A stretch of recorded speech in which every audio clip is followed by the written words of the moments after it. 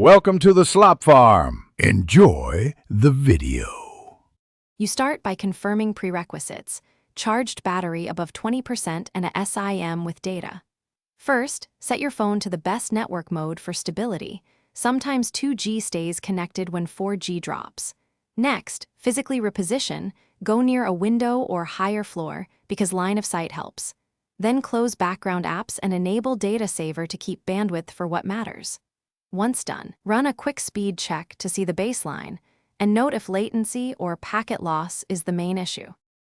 Now you improve performance by changing software behavior. Use a lightweight browser or enable text-only mode so pages load faster and cost less.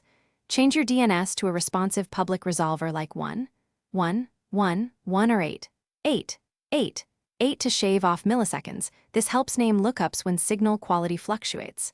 Next, prefer apps that retry gracefully with exponential backoff and disable autoplay media.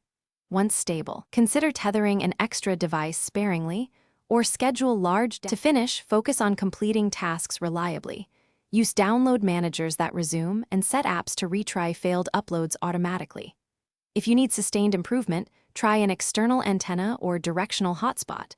Point it toward the nearest tower. Make sure firmware and APN settings are correct.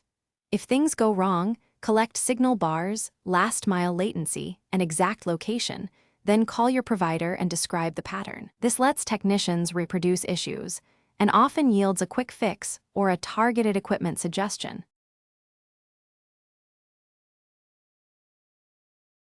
Thanks for watching. Consider subscribing if we helped you today.